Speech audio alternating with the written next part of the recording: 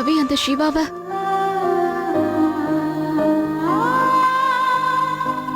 நான் கல்யாணம் படிக்கணும்னு அப்பா என்கிட்ட சொல்றாரு. I don't like him. நான் அவனை கல்யாணம் பண்ணிக்க விரும்பல. நேத்து ராத்திரி பேசினதுக்கு அப்புறம் எல்லா பிரச்சனையும் தீந்துரும் நினைச்சேன். ஆனா அவன் இன்னைக்கு வீட்டுக்கு வந்ததுக்கு அப்புறம் அப்பாவுக்கு அவனை இன்னும் பிடிச்சு போச்சு.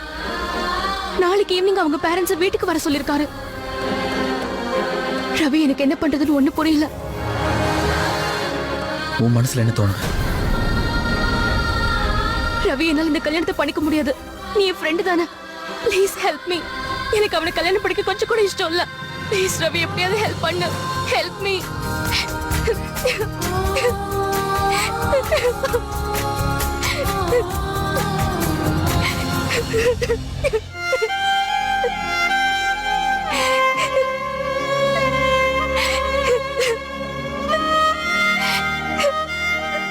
ஷாலினி, இப்ப நீ எதுக்கு அழுதுட்டு இருக்க? நீ அழுதா என்னால பார்க்க முடியாது ஷாலினி.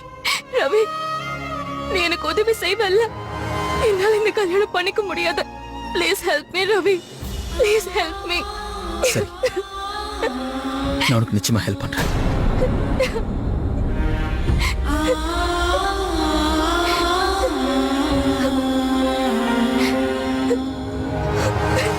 ஐயோ, என்ன இது?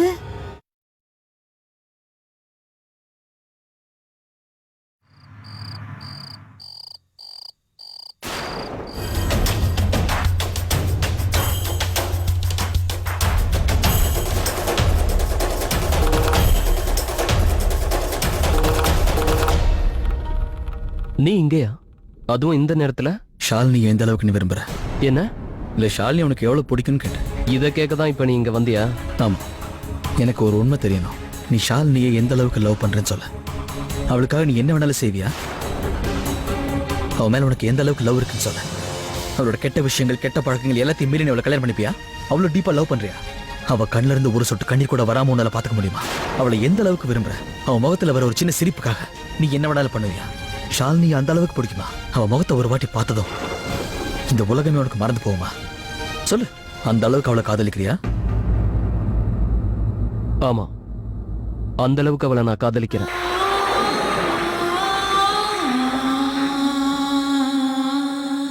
அப்படின்னா இனிமே நீ அவளை பார்க்கவே கூடாது.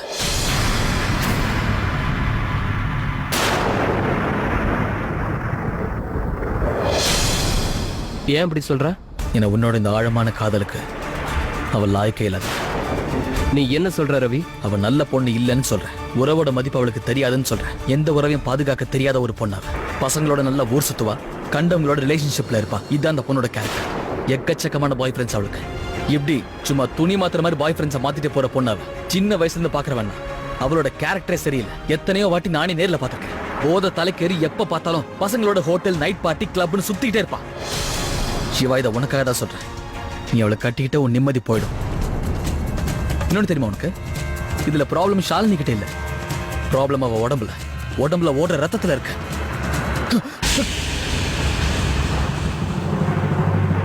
இதுக்கு மேல ஒரு வார்த்தை பேசின உன்னை உயிரோட கொளுத்திடுவேன்.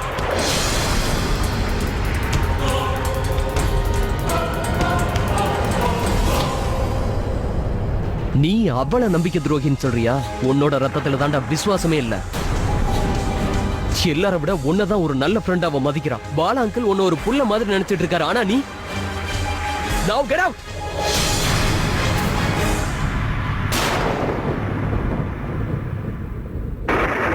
ஒரு நிமிஷம். உன்னை விட நல்ல பையன் யார் கிடைப்பா? ஷாலினியை கல்யாணம் பண்ணிக்கணும் நீ வந்திருக்கல. நீ அவன் மேல வச்சிருக்கிற ஆசை உண்மையா பொய்யான்னு தெரிஞ்சுக்கதான் நான் உன்னை பார்க்கவே வந்தேன். எனக்கு வேண்டிய பதில் கிடைச்சிருச்சு. ஷாலினி மேல நீ வச்சிருக்கிறது உண்மையான நண்பன் புரிஞ்சுக்கிட்டேன். ஷாலினியை பத்தி நீ பேசின எல்லாமே உன் மனசுல இருந்து வந்த வார்த்தை. ஆனா நான் சும்மா வாய்க்கு வந்ததெல்லாம் பேசிட்டு இருந்தேன். ஷாலினி விட ஒரு நல்ல பொண்ணு உன்னால எங்கேயும் பார்க்க முடியாது. உதிக்கிற சூரியனோட முதல் ஒளி மாதிரி, பூமியில விடுற முதல் மழை துளியை விட தூய்மையானவ, இன்னைக்கு பிறந்த குழந்தை மாதிரி பரிசுத்தமானவ. கலங்கோன்ற வார்த்தை அவ கிட்ட கூட வராது. சிவா, உனக்கு அவளை விட நல்ல பொண்ணும் அவளுக்கு உன்னை விட நல்ல பையனும் நிச்சயம் அமைய போறதே இல்லை. ஆனா என்னன்னா ஆனா அவ உனக்கு சொந்தமாகணும்னா நீ அவன் மனசுல இடம் பிடிச்சி ஆகணும் சிவா. ஏன்னா எதார்த்தம் இதான், ஷாலினி உன்னை கல்யாணம் பண்ணிக்க விரும்பல. சிவா, நீ அவளோட காதலை ஜெயிக்கணும். உன் மனசுல உள்ள காதலை ஷாலினிக்கு புரிய வைக்கணும். அப்பதான் அவளுக்கு உன் மேல காதல் வரும். நீ இந்த விஷயத்துல கொஞ்சம் முயற்சி பண்ண நான் ஷாலினி இதுக்கு மேல எதுவும் பண்ண வேணாம். நான் என்ன சொல்லணும்னு நினைச்சனோ அது எல்லாத்தையும் சொல்லிட்டேன். இதுக்கு மேல சொல்றதுக்கு எதுவுமே இல்ல. இனிமே ஷாலினியோட விருப்பம். சரி, நாளைக்கு உன் குடும்பத்துல எல்லாரும் அங்க வருவாங்கல்ல, அவங்களோட சேர்ந்து நீயும் வந்துடாத. ஒரு மெசேஜ் மட்டும் அனுப்பி வச்சிரு, உனக்கு இந்த கல்யாணத்துல விருப்பம் இல்லைன்னு. உன்னால இது பண்ண முடியும்ல?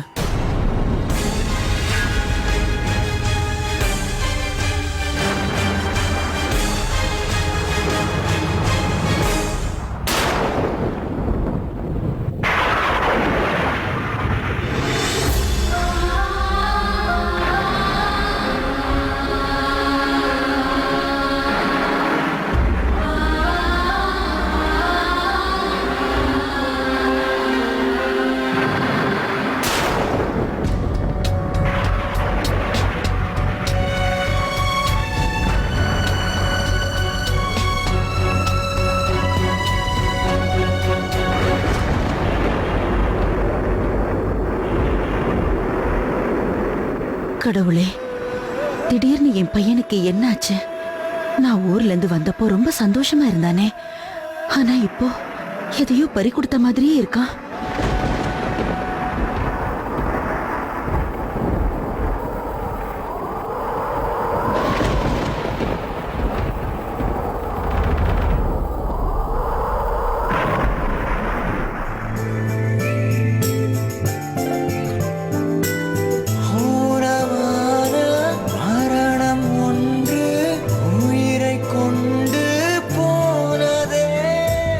நீ அவளை நம்பிக்கை துரோகின்னு சொல்றியா? உன்னோட ரத்தத்துல தாண்ட விசுவாசமே இல்ல.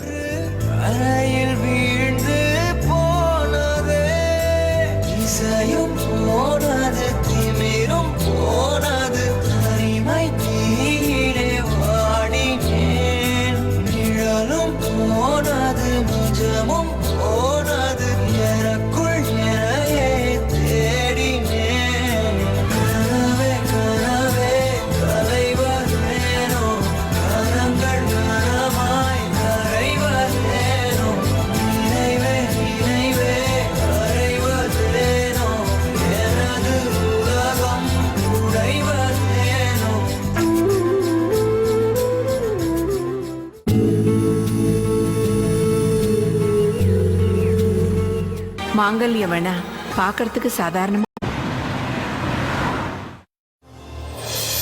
Good morning sir. Morning. Morning sir. Morning. Morning sir. Morning.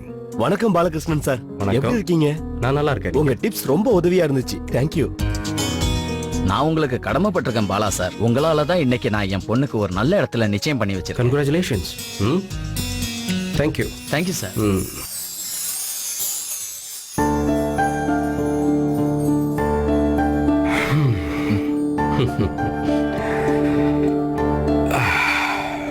Ravi, ஐயா,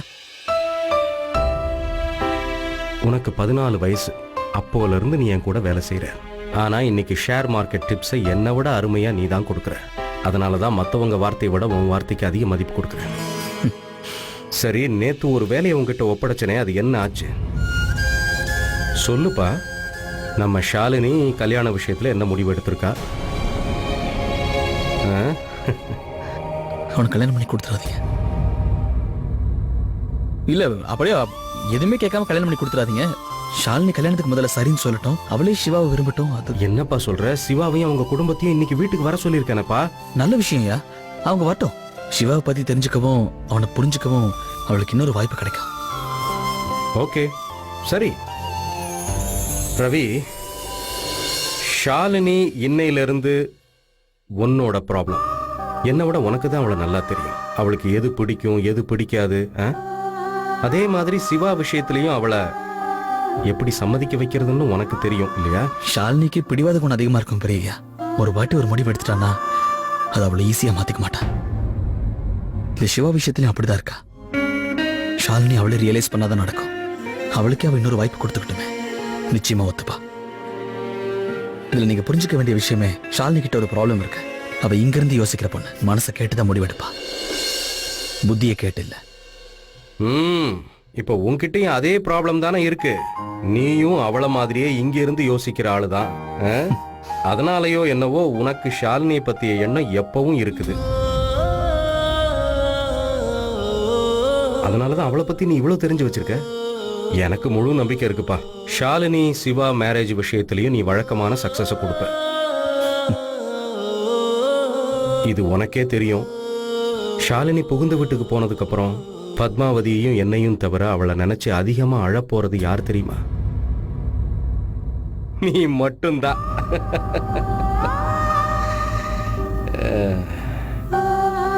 அதான் உண்மை.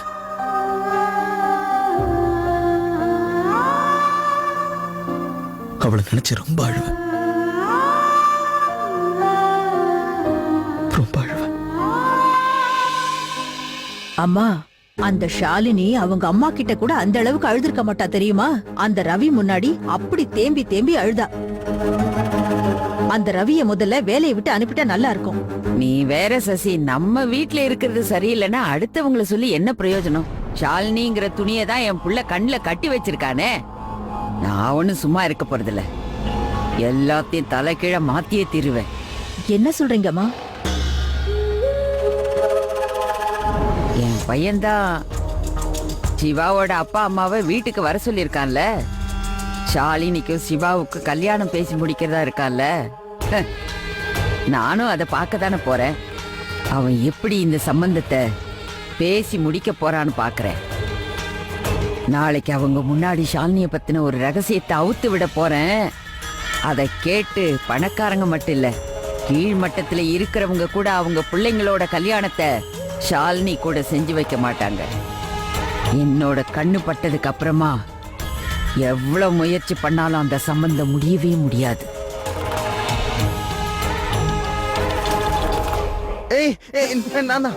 முதல்ல நான் தான். என்ன நான் தான் முதல்ல போவேன். இல்ல நான் தான். இல்ல நான் தான் போறேன். குண்டே நான் தான். நில்றா. என் பேண்ட். டேய் டேய் டேய், ஐயோ ஐயோ, மேல விழுந்துறாதீங்க. ஏய் பாத்துடா, என்னடா பண்றீங்க?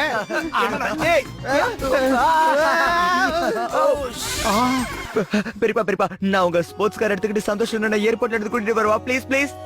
அண்ணா ஓகே மட்டும் சொல்லாதீங்க. இந்த உதவாக்கார ஓவரா போவான். One condition. எது சொன்னாலும் ஒத்துக்கிறேன். என்ன கண்டிஷன்னா, சந்தோஷ கூட்டிட்டு வர்றதுக்கு நீங்க ஏர்போர்ட்டுக்கு போவீங்க. அப்படி போவீங்க பேர் வழின்னு ஓவர் ஸ்பீடா போலீஸ் ஸ்டேஷனுக்கே போய் உங்களை தேடி நாங்க வரக்கூடாது. சைக்கை விட ஸ்லோவா தான் பெரியப்பா ஓட்டுவேன்.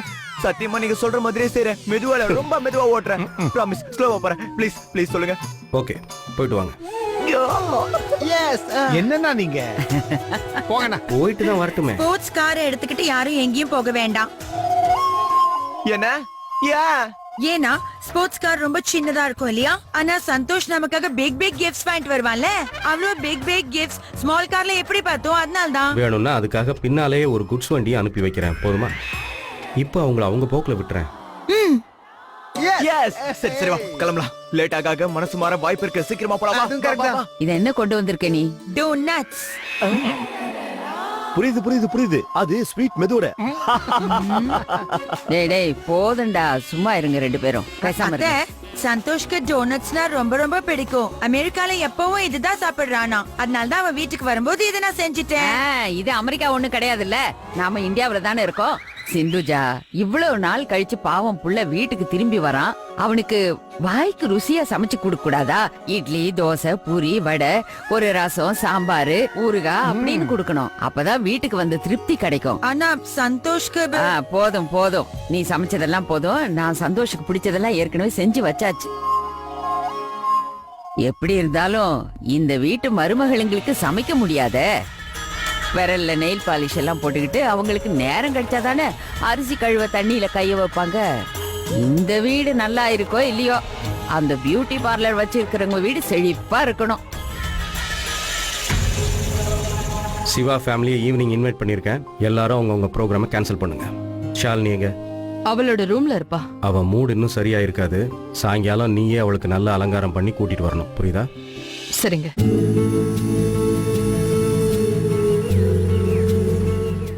இன்னொரு தடவை என் டீப்பாவை பத்தி தப்பா பேசுனாங்க, மரியாதை.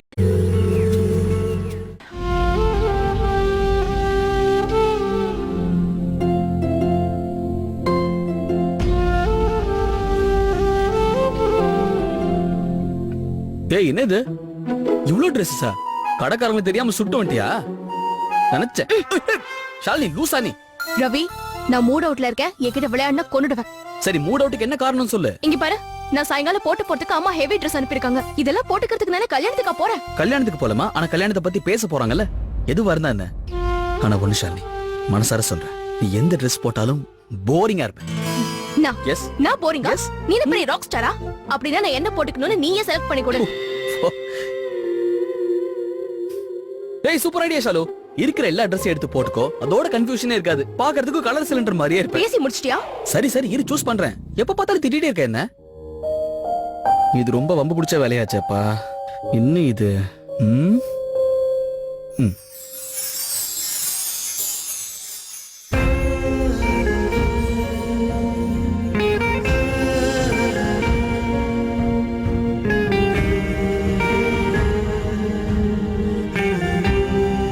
ஏய் ஷால் நீங்க பாரு இந்த Dress ஓகே இந்த Dressல நிச்சயமா நீ போரிங்கா தான் இருப்ப என்ன பண்றது ஆனா பத்மாவதி அம்மாவுக்கு பெரிய ஐயாக்கும் ரொம்ப பெருமையா இருக்கும் நீ ஷாலினிக்கு எவ்வளவு வேணா அலங்காரம் பண்ணு ஆனா இந்த வீட்டுக்கு பெருமை சேர்க்கிறவ நிஷா ஏன்னா அவ இந்த பரம்பரையை சேர்ந்த பொண்ணு பெரிய குடும்பத்துல குடுத்தனம் பண்ண போறது என் பேத்தி தான் அழகான ட்ரெஸ்ஸ போட்டுக்கிட்டா மட்டும் உன் பொண்ணோட தலையெழுத்து மாறவே போறதில்ல என்னைக்கு நான் உங்க புள்ளைய கல்யாணம் பண்ணிக்கிட்டு இந்த வீட்டுக்கு வந்தனோ அப்பவே என் பொண்ணோட தலையெழுத்தும் மாறிடுச்சு அழகான Dress போட்டா அதிர்ஷ்டம் மாறாதுதான் ஆனா பேர் மாறுச்சுன்னா அதிர்ஷ்டமும் சேர்ந்து மாறிடும் என் பொண்ணு பேர் முன்னாடி உங்க புள்ளையோட பேரு தான் இருக்கு அதனால என் மகளை பத்தி நீங்க கவலைப்பட வேண்டாம் அவளோட ஃபியூச்சர் பிரைட் எதிர்காலம் ஒளிமயமாகுதோ இல்ல இருண்டு போகுதோ அவளுக்கு சிவா கிடைக்கிறானோ இல்ல மோசமான வாழ்க்கை கிடைக்குதோ அத காலம்தான் முடிவு பண்ணணும்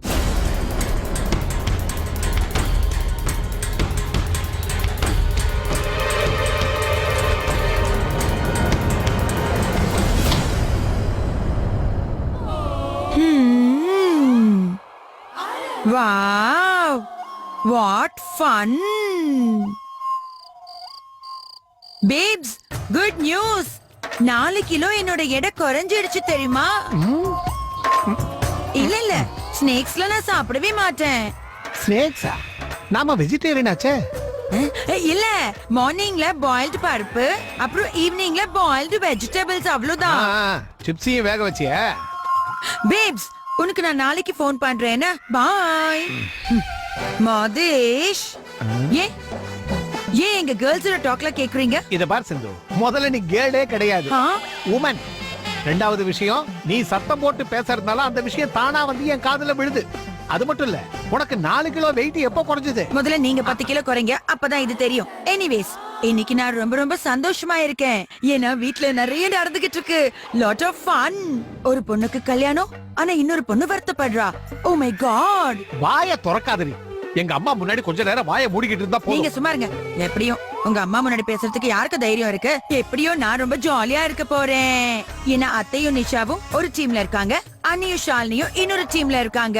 2 டீமுக்கு நடுவுல மேட்ச் நடக்க போகுது. இது எவ்வளவு டென்ஷனான மேட்ச் தெரியுமா? சிந்து, நீ யார் பக்கம்? ஆடியன்ஸ். விக்கெட் மேல விக்கெட். விக்கெட் மேல விக்கெட்டா? அப்படின்னா என்ன சிந்து? விக்கெட்டா? உங்களுக்கு இதெல்லாம் எங்க தெரிய போகுது? இந்த காலத்து புது ஜெனரேஷன் ஸ்டைலா இப்படிதான் சொல்றாங்க. விக்கெட் விக்கெட்னு. விழ போகுதுல. அதெல்லாம் இருக்கட்டும். இன்னைக்கு நம்ம சந்தோஷ் வரான்ல, அவனை பத்தி யோசிச்சியா? யோசிச்சிருக்கேன். சந்தோஷ் நம்ம வீட்டுக்கு வந்த உடனே அவனோட கல்யாணத்தை பத்தியும் நம்ம பேச போறோம். அவனுக்கும் கல்யாண வயசு வந்துருச்சு. நிஷா, என்ன இது? நீ இன்னும் ரெடி ஆகாமயே இருக்க? கெஸ்ட் எல்லாம் வந்துருவாங்க. மாம், சிவா ஷாலினியை தானே பார்க்க வரா? அந்த இடத்துல எனக்கு என்ன வேலை இருக்கு? நான் கீழே வர போறது இல்ல. நிஷா, நிஷா, ஏன் இப்படி எல்லாம் பேசிட்டு இருக்க? ஒரு விஷயத்த நீ மறக்க கூடாது. நாம ஷாலினி கல்யாணத்தை பத்தி பேசுறோம். உன் கல்யாணத்தை பத்தி இல்லன்னு சிவா தப்பா நினைச்சிட்டான். அது அவன் தப்பு. அதுவும் இல்லாம நீ தானே சொன்ன சிவா ஷாலினிய கல்யாணம் பண்ணிக்கிறதுல உனக்கு எந்த அப்செக்ஷனும் இல்லன்னு. அது என்னோட இஷ்டமா? எனக்கு கீழே வர பிடிக்கல. அந்த டிராமாவை பார்க்க எனக்கு விருப்பம் இல்ல. நீங்க அவளுக்கு என்கேஜ்மெண்ட் பண்ணி வைங்க, சந்தோஷத்தை கொண்டாடுங்க. நிஷா அவங்க என்கேஜ்மெண்ட்காக இங்க வரல. இப்பதான் பேச்சுவார்த்தை நடந்துட்டு இருக்கு. இன்னும் உறுதி ஆகல. சம்பந்தம் முடிவாகிற வரைக்கும் அதெல்லாம் முடிவாயிடும் மாம். எனக்கு எல்லாமே தெரியும். நம்மள மாதிரி ட்ரெடிஷனல் வீட்ல எப்படி சம்மந்தம் முடியும்னு எனக்கு ரொம்ப நல்லாவே தெரியும். பொண்ணும் பையனும் ஒருத்தர் நல்லா புரிஞ்சுக்கிற வரைக்கும் இந்த ரெண்டு குடும்பமும் இப்படிதான் அடிக்கடி சந்திச்சுப்பாங்க, பேசிப்பாங்க. அண்ட் ப்ளீஸ், அதுக்கு முன்னாடி இன்னும் சம்பந்தம் முடியலன்னு ஏன் முன்னாடி சொல்லிட்டு இருக்காதீங்க? ஏன் அவங்கள நீங்க வேற நாள்ல வர சொல்லிருக்கலாம்ல? சந்தோஷம்னா வர இந்த நாள்ல தான் வர சொல்லணுமா? நிஷா நீ ப்ளீஸ் மாம், நான் சொல்லிட்டேன்ல, நான் கீழே இறங்கி வர மாட்டேன். பட் ப்ளீஸ் நீங்க போங்க, அவளை அலங்காரம் பண்ண வேண்டாம்.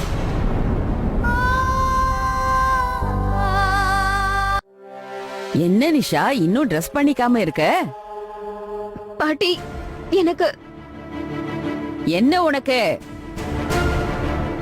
என்ன நீ இன்னைக்கு எவ்வளவு பெரிய விஷயம் நடக்க போகுது? இப்படி ரூமுக்குள்ள முடங்கி கிடந்தா எப்படி?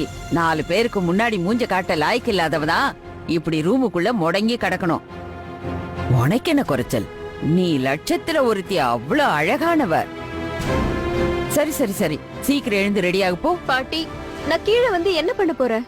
அவங்கெல்லாம் ஷாலினிய பார்க்க தானே வராங்க. நான் வரல, எனக்கு பிடிக்கல பாட்டி. நிஷா, ஒரு விஷயம் ஞாபகம் வச்சுக்க. நமக்கு ஏற்படக்கூடிய அவமானத்தை சகிச்சுக்க 2 வழி இருக்கு. ஒண்ணு, நம்ம துக்கத்தை அடுத்தவங்க கிட்ட சொல்லிக்கணும், அவங்க கிட்ட ஐயோ பாவம்னு பேர் வாங்கணும். 2வது வழி, யார் நம்மள அவமானப்படுத்தினாங்களோ, நம்மள புண்படுத்தினாங்களோ அவங்க சந்தோஷத்துல நாம கலந்துக்கிட்டு அவங்கள வேரோட அழிக்க பார்க்கணும்.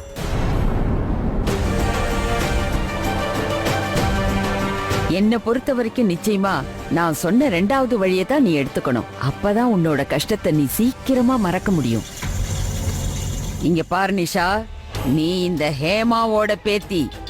அவ்வளவு சீக்கிரம் நீ தோல்வியை ஒத்துக்கலாமா? உனக்கு உன் பாட்டி மேல நம்பிக்கை இருக்குல்ல? அது போதும். உனக்குன்னு முடிவானதை உன்கிட்ட இருந்து யாரும் பிடுங்க முடியாது. வரட்டும், அந்த சிவாவோட குடும்பம் இங்க வரட்டும். அவங்க நமக்கு அதிர்ச்சியை கொடுத்தாங்கல்ல, இப்ப நானும் அவங்களுக்கு ஒரு அதிர்ச்சியை கொடுக்கறேன். அதுவும் ரொம்ப அன்பா இல்ல?